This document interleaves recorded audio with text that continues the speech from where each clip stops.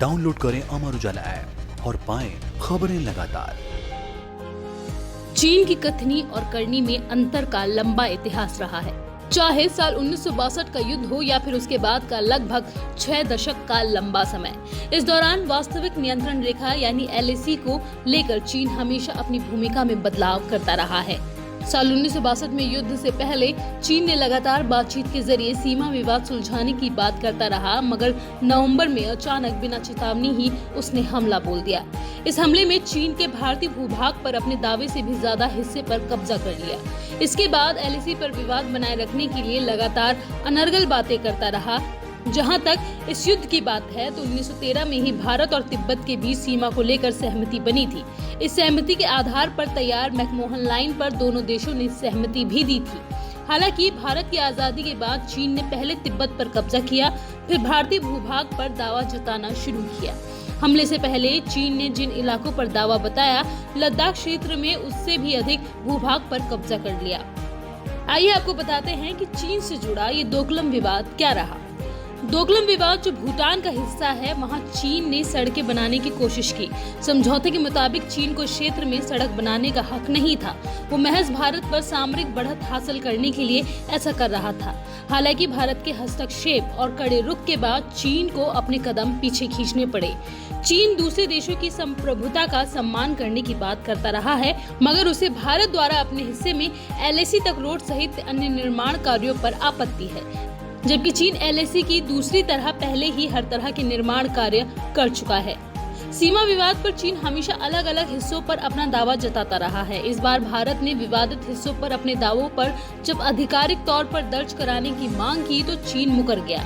गलवा घाटी में सोमवार को भी दोनों देशों में सैन्य स्तर पर बातचीत हुई थी। इस बातचीत में भी ये पहल जारी रखने पर सहमति बनी थी। इसके बाद अचानक चीन ने भारतीय जवानों पर हमला बोल दिया। चीन आधिकारिक तौर पर परमाणु अप्रसार नीति का हिमायती रहा है, मगर भारत को घेरने के लिए उसी ने पाकिस्तान को परमाणु संपन्न देश बनाया। चीन दूसरे देशों के मामले में दखल न देने का दावा करता है, मगर हाल के वर्षों में उसने सिर्फ भारत को घेरने के लिए पड़ोसी देशों को उकसाया। अपनी कर्ज नीति से चीन भारत के पड़ोसी देशों में अपनी पकड़ मजबूत बना रहा है और भारत के संबंधों में दरार डालने की कोशिश कर रहा है। चीन ने अपनी इसी नीति के चलते भारत के चारों तरफ मौजूद छोटे छोटे देशों को अपना कर्जदार बना लिया है। इसके जरिए वो भारत को चारों तरफ से घेरना चाहता है। आइए जानते हैं कि चीन ने भारत के किन पड़ोसी देशों को अपनी कर्ज नीति में कैसे फंसाया।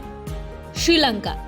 चीन ने श्रीलंका के हम्बनटोटा बंदरगाह, एयरपोर्ट, कोल पावर प्लांट, सड़क निर्माण में 36,480 करोड़ रुपए का निवेश किया था।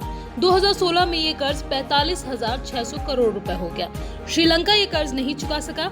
इस पर उसे हम्बनटोटा बंदरगाह चीन को 99 साल के लिए लीज पर देना पड़ा।